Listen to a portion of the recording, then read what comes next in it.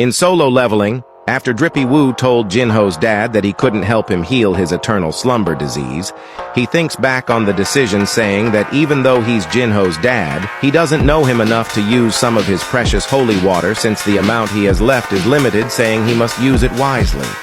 As he's eating dinner, he thinks about how the offer was enticing, but it didn't move his heart, saying he must now make a choice.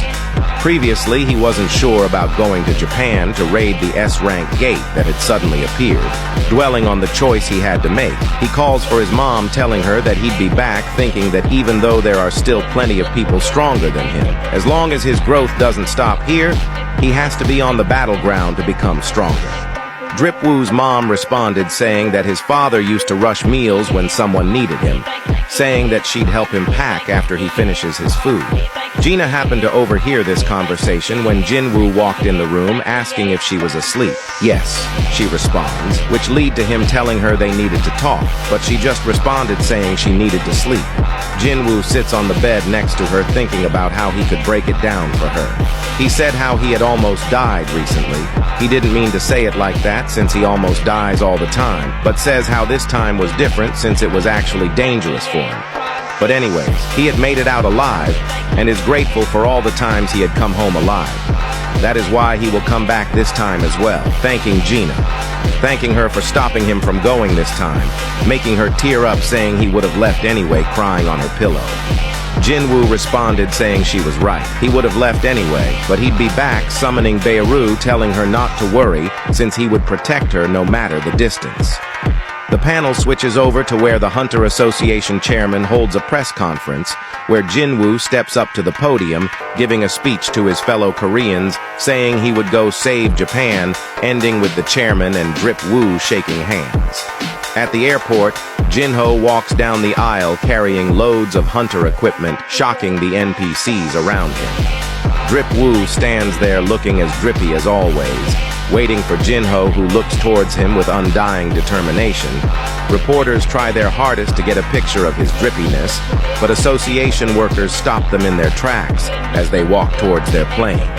S-ranker Sung Jin-Woo, guild master of the Ajin Guild, and D-ranker Yu Jin-Ho, Vice Guild Master, head to Japan. Soldiers are gathered on the road carrying the injured to vehicles, but one of them shouted that there wasn't enough space for all of them, saying that they could only fit 3 to 4 people, which made the doctor shocked, since there are over 10 patients that are unable to move here.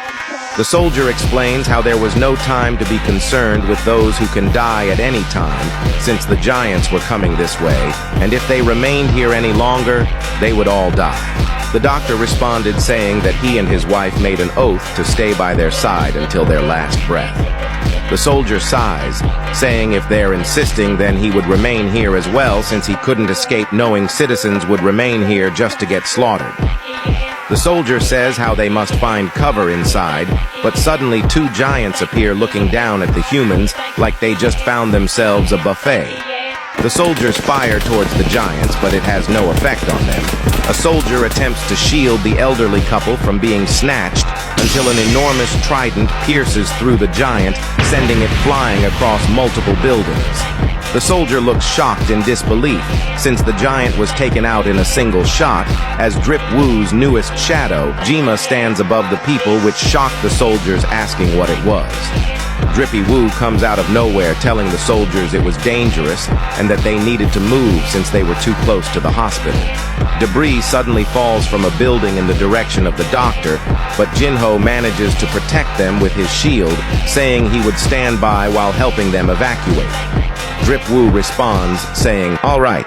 As he exudes aura upon aura, Jima launches itself forward, piercing the other giant with its other trident, throwing him across the city. Drip Woo runs across Jima's back, launching himself into the air, splitting the giant's face in half in an instant. At the same time in the USA, hunters discuss about how Drippy Woo had gone to Japan, saying that since Ms. Selner hadn't upgraded even one stage of his power, he would die at that level. The hunter explains how they all had upgraded their powers through Ms. Selner, saying that he must be aware that there are limits to a normal hunter's abilities, but since he had reawakened, he must be really proud of his power. The other hunter asks if he really thought the ants he caught during the Jeju raid would be comparable to giants, saying that hunters who are overconfident in their abilities all end up dead. "I'll bet my yacht that he will die in a day," one of the hunters said. The other one responded saying he'd bet his house that he'd last 2 days.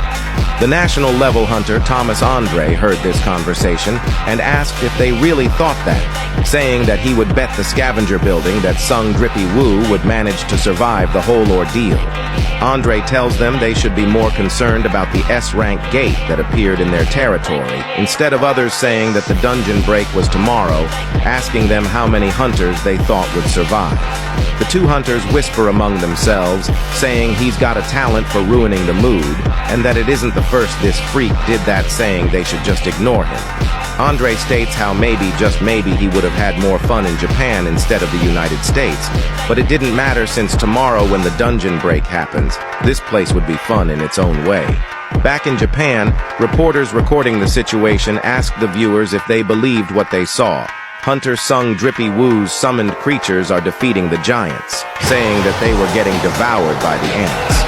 A little girl could be seen running with all her strength as a giant rushes behind her, attempting to eat her. She suddenly gets covered in shadows as a blur rushes to the front, jumping as it slices the giant's dirty hand completely.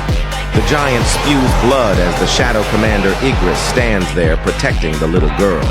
Iron suddenly comes flying behind the giant, roaring as he smashes the giant's head, plummeting him into the ground, creating a huge explosion, which annoyed Igris because of the unnecessary destruction.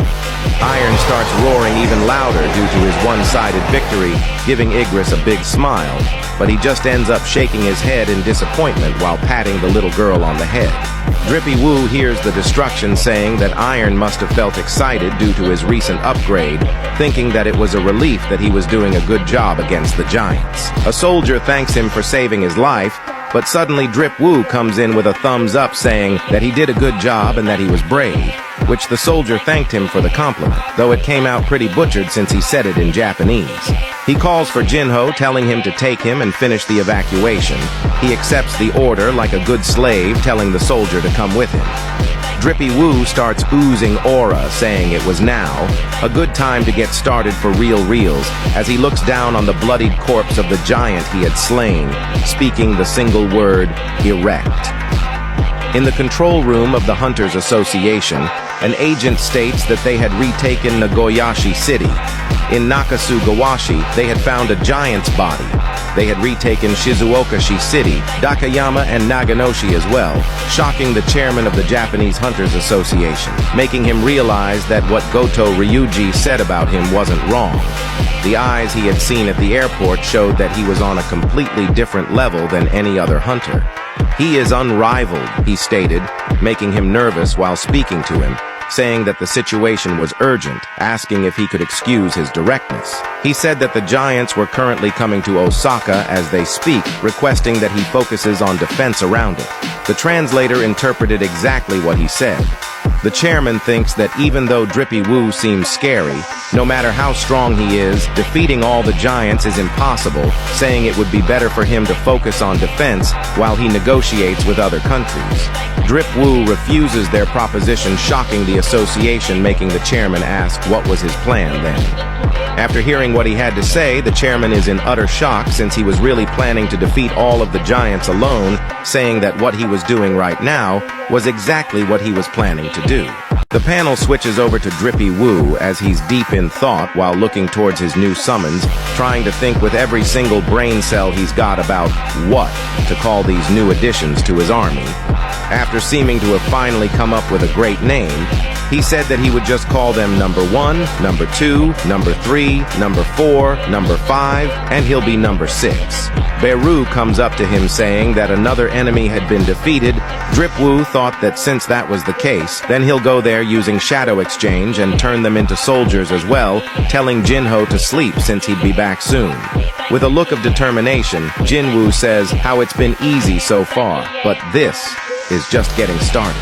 His shadows around Japan were assisting defeating the giants since a war of attrition was perfect for him, given that he had gained a large supply of mana from the Black Heart.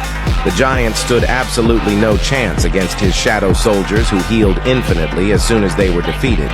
But the main issue was that other than the S-rank dungeon break, multiple other low-ranking dungeons had breaks spawning low-rank monsters that were taking over the city, so evacuation and suppression had to be done at the same time. It had been 7 days since the dungeon break. As Drippy Woo and Jin-Ho walk along the destroyed city, Jin-Ho states how it was all in ruins as they look towards the giant behemoth guarding the gate. "You're finally here," a random voice said. Drippy Woo asks Miss Hanakawa if there were no other hunters here, which she responds saying that she was the only hunter in Tokyo at the moment. She stated how the extent of the damage done to Tokyo was immeasurable since the giants had spread from this city. Hanakawa said that there were 16 S-rankers present, including him stating that 6 were from Japan, 2 from China, 3 from Canada, 2 from India, as well as 1 from Russia and England, saying that there were 6 groups from each guild. She continued to state that among the casualties, there was Yuri Fraudloff from Russia, Hanzawa Kuki from the Black Hole Guild, and Lucas Hoyle from Canada, saying that because the giants were moving in packs, it made it more difficult than an A-rank gates boss. Because 3 S-rankers had died, Drip Woo can't even imagine how many A-ranks also met the same fate. "I suppose he's the only one left," Rizzy Woo said, looking at the biggest giant of them all. As Drippy Woo looks down towards the city, he couldn't help but feel that the sight looked familiar, asking himself where he had seen it before. He thought to himself that even though the city was not burning completely, it reminded him of the Demon Castle, which had the city engulfed in flames. He wonders if the ruined city of the Demon Castle was a hint from the system about the future, asking himself what the architect wanted to tell him, though he's already dead and gone, and since he hadn't contacted him since then, it's safe to assume that that was his real body. Drippy Woo clenches his fist, thinking that even if the Demon Castle had shown him the future, he'll just prevent it, since that's why he's been getting stronger up until now, and that the reason he had come here in the first place is because he desired power with no equal. He tells Hanakawa that since it seemed like they're all ready, it was time to raid the big bad boy. Hanakawa responds confused, saying that the other hunters hadn't joined them yet, but Drip Woo corrects her, saying that they are already here. A sword can be seen stabbing through flesh as Kanai sits on top of a giant's corpse, complaining that it was annoying. Minoru responds saying that she should think positively since they were alive at least. She says she knows, but they are pressing forward, dominating every single giant in their path. Even though they're the very giants they themselves couldn't even get close to, punching the ground in frustration, saying that it just looked like they were leaving the cleanup to them, which infuriated her even more. Drippy Woo's army starts gathering around the rubble, getting ready for the final battle. Igris, Iron, and Tusk appear kneeling in front of Drip Woo's presence, which had left Hanakawa speechless while staring towards the terrifying monsters. The teams that both Jima and Tank were commanding finally arrived at the scene, as they kneel in front of him with the other commanders. Beru comes in flying with immeasurable speed, landing on the ground as he kneels in an instant, which had surprised both Jin-Ho and Hanakawa. Drippy Woo looks back at him, smiling, saying it was done, telling his army they done a good job. Beru responds, thanking him wholeheartedly for the compliment. Jin-Woo proceeds to tell his little slave to go stay somewhere safe with Hanakawa. He responded okay, as both of them run away from the battlefield since it was about to get real wicked up in here. "Wakey, wakey," he commanded, as a new shadow giant resurrected from the dead, bolstering the power of the army, since he now had a new legion made up of giants. Rizzy Woo raises his hand, shouting, "My shadows, charge!" extending his hand towards the gate. Beru starts roaring, excited for battle, as not only the shadow giants, but the entire shadow army rush towards the S-rank gate, which the biggest giant was guarding. Drippy Woo stands there waiting for whatever reaction the giant would present, but as the army was about to make impact, it looks up, staring him dead in the eye, shocking him as a huge sword slash slices through the middle of the shadows, with the boss charging through the entire army, leaving a trail of utter destruction in its path. Jin-Woo stated how it had incredible strength, since it had killed hundreds of soldiers with just one swing. It was a humongous, terrifying creature, which even gave Drippy Woo the urge to run away because of its heinous magical power, stating that it was unpleasant, asking how could such a thing even exist. There are two ways to get rid of this unpleasant feeling, he thought. The first is to run away from the source and forget about it completely, or utterly destroy it from existence. The giant looks back as a fire attack is about to make impact, and sees that a shadow giant swung its axe towards him, so he blocks the flame attack with his left hand and completely slashes the giant in half with his right hand with a single attack. Thousands of ants suddenly hop on top of the giant's feet, biting it over and over again. He must have not liked the massage, since he kicked his foot up into the air, knocking multiple ants off it, making Baru get ready to attack for hurting his subordinates. Drip Woo raises his hand, stopping Baru in his tracks, saying, "Not yet." He goes deep in thought, thinking that he expected his army to be one-sidedly slaughtered, but since he has an overwhelming amount of mana, he has to keep pushing through until he finds its weakness. The giant punches the ground with immeasurable strength, destroying multiple shadows, decreasing Drippy Woo's mana ever so slightly. A shadow giant attempts to slash the boss's right arm, while Jima attempts to pierce through his left side, but the boss one-taps both of them with minimal difficulty, dropping Jin-Woo's mana reserve down to 90,000. Drip Woo realizes that it had magic power wrapped around it like armor, which was why he wasn't defending, meaning he was confident. But there was one attack where he had blocked, which was the fire spell Tusk had launched straight to its face. Drip Woo calls for Kaisel, commanding his shadow generals, saying, "Let's go." Beru launches himself with immeasurable speed towards the giant, but it manages to dodge the attack point blank. Igris starts charging up his attack, slashing the space in front of him, sending a huge slash attack towards the giant, but it manages to dodge that as well, making Rizzy Woo finally realize its weakness. The giant suddenly slashes towards the wyvern, striking it out of the sky. It thought it had won until he gets shocked, since Igris started running up his arm, sending a powerful slash towards its face, but it manages to block it yet again. But out of the smoke, Drippy Woo appears, getting ready to attack, slashing the giant's eye in the fraction of a second. Drippy Woo smiles, thinking it was just as he expected. Baru pulls out his claws, clawing his way up the giant as Drip Woo activates his ruler's authority skill, summoning multiple daggers. As the fight ensues, Hanakawa and Jinho watch the ongoing battle, as Hanakawa says that this was no longer a fight between hunters and monsters. It was now instead a fight between monsters and monsters, which made Jinho look towards Drippy Woo with a proud face. Baru keeps going with the onslaught of attacks towards the giant's face, as Rizzy Woo charges up his skill, Violent Slash, which sliced the giant's eye multiple times, completely destroying it, making it spew a huge amount of blood. Drip Woo calls for Baru, which he responds, saying, "Your wish is my command," lunging himself into the giant's eye socket. Jin-Woo continues to spam his Violent Slash skill, slashing the giant non-stop, as Baru claws its insides vigorously. The giant couldn't take it anymore, spilling gallons of blood, falling to his knees, as the system panel reads, "You have defeated the enemy." As the debris starts clearing up, a system message shows up saying he had leveled up 4 times in one go.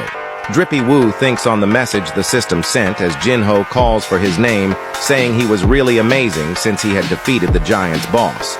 But Drippy Woo is confused because the message didn't say, "You have defeated the dungeon boss," meaning this raid isn't over yet. Hit that follow thing.